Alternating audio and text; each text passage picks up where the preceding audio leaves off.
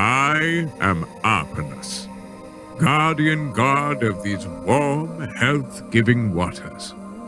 I was already revered in ancient times by the people of Veneto, and then by the Romans. My cult is very ancient, just like my waters. They flow beneath the surface between the Prealps and the Lacini Mountains, and cross a large part of the Veneto region deep underground, where they are warmed by the heat of the earth, before returning to the surface through a series of fissures near the Euganean hills. Scientists today estimate that it takes thousands of years for these waters to complete their 80-kilometer journey from rainfall to resurfacing. And when the water finally reemerges, it's very hot, over 80 degrees. During its subterranean journey, the water is enriched with many minerals, especially salts, such as sodium chloride, bromide, and iodine, and these give the water its curative properties. In fact, the ancient Romans would use them not only for bathing, but above all to stay healthy, a custom they adopted for all the thermal springs they found. Salus per aquam, health from water, or spa, as it's known in English, is today, as in the past, the perfect way to stay healthy. The transition from a place of worship and oracle to a more structured location for curative treatments occurred during the time of the Romans. It was then that, along with the benefits of the waters, the healing capacity of mud began to emerge. Tradition has it that some horses deliberately immersed their legs in the mud of one of the many lakes that used to be in the area. When they came out, their legs were healed of joint pain. Legend or not, the truth is that the muds of these spas have great anti-inflammatory properties, a fact that the Romans, and perhaps also the people of Veneto before them, were well aware of. Wealthy Roman patricians of the 1st century AD had begun to spend their holidays at the Acque Patavine, as the thermal baths of Albano and Montegrotto were then known, gaining refreshment for body and soul. They began to build thermal baths buildings and open them to the public, adding swimming pools and a variety of different types of baths, perhaps also a library, a gym and a theatre where guests could attend poetry readings and concerts. We can see a number of virtual reconstructions of these structures, created by the University of Padua. There was no shortage of very opulent private villas with swimming pools, along with more modest houses and accommodation for visitors of the day. The spa treatments included bathing in hot, warm, and cold waters in sequence, a practice still carried out today to promote good circulation. The waters were also drunk, as evidenced by the discovery of numerous glasses and bowls, which are now on display in the Museo di Termalissimo in Montegrotto, Terme. But the Romans were not the first to discover the curative properties of the waters and mud here. Already in prehistoric times, there were settlements in the Euganean area that most likely enjoyed the warmth of the water. One such example is the lakeside pile-dwelling settlement discovered close to the nearby town of Arqua Petrarca, along the shores of Laghetto della Costa, today a UNESCO World Heritage Site. The ancient people of Veneto, on the other hand, frequented the shores of a lake in Montegrotto that has now disappeared. There, they worshipped Apanus, the god of water, and dedicated numerous votive offerings to him. After the fall of the Roman Empire in the late 5th century AD, the area became part of the kingdom of Theodoric the Great. He particularly appreciated the waters here. But with the collapse of the Ostrogoths, the area's popularity began to decline. With the arrival of the Venetians, the area and its thermal springs enjoyed a resurgence in popularity and development.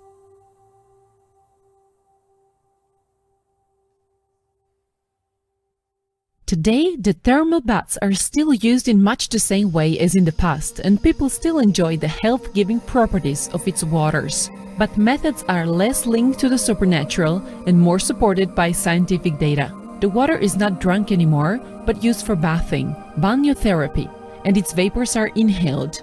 Its muds are used to treat rheumatic problems, osteoporosis, and fibromyalgia.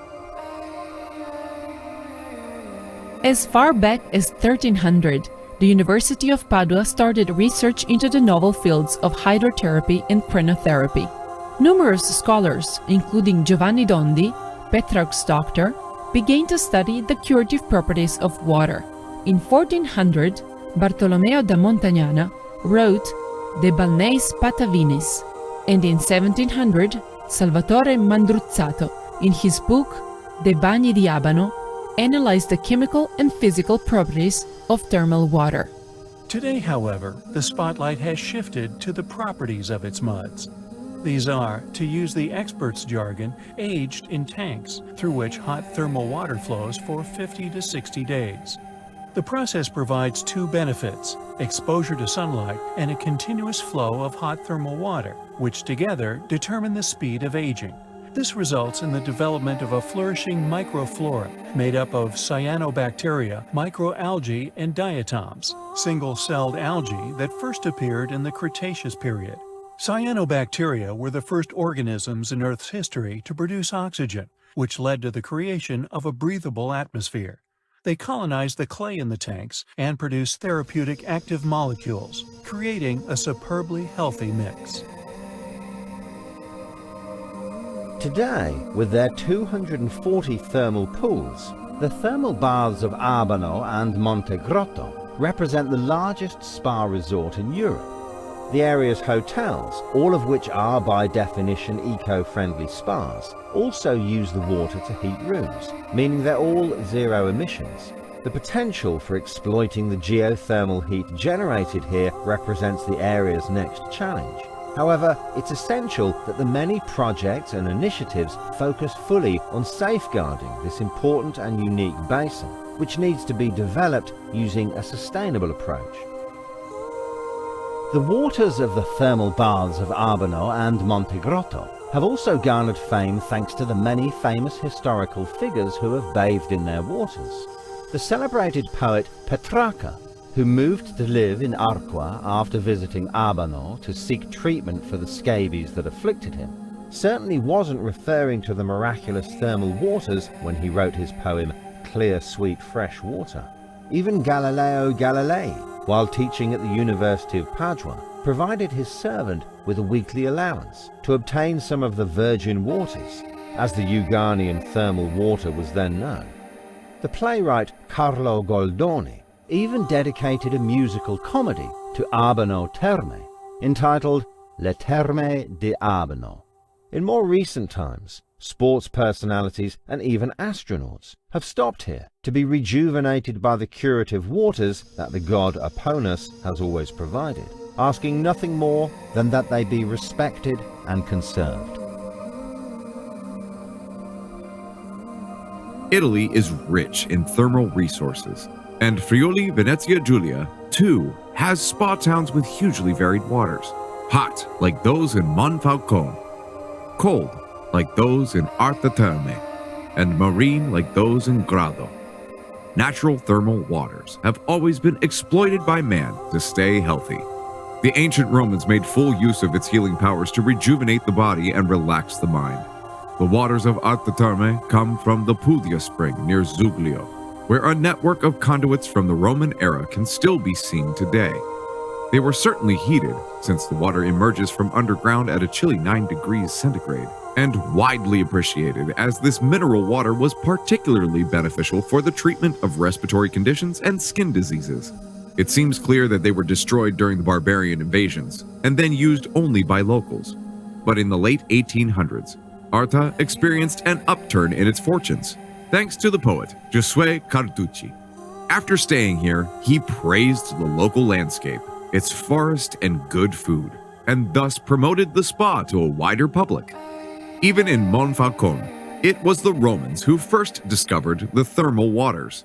Here, they arrive from the Lizerte Plain, where the Acquae de Vite spring is located.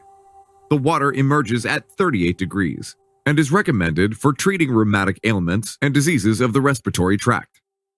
The Roman baths of Monfalcone have been exploited since ancient times, thanks to their strategic location opposite the source of the Tamavo River near the sea, and their closeness to the town of Aquileia, along with the ancient communication route of Decima Regio, Roman region which extended to Istria. Numerous archaeological findings have shown how the spas were extensively exploited, albeit with interruptions, until the mid-20th century. And these activities have been revived in recent years with the opening of new Roman baths. The latest to be established are the marine baths of Grado. This glamorous town was frequented by Viennese high society and nobility. And at the end of the Habsburg Empire, a railway line was built so it could be reached more easily from Vienna.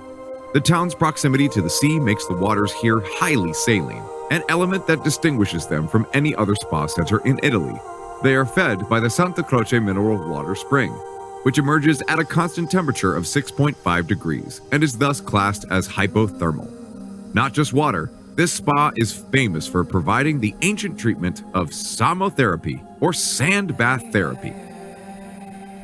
Whatever their form, it should always be remembered that thermal baths owe their fame to the mineral qualities of their waters, which during their long subterranean journey become enriched with precious minerals and other substances providing health-giving properties.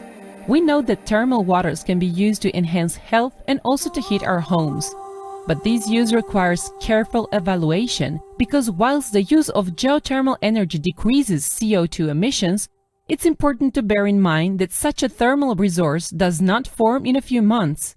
It takes thousands of years for these subterranean waters to absorb the minerals and heat that make them so precious.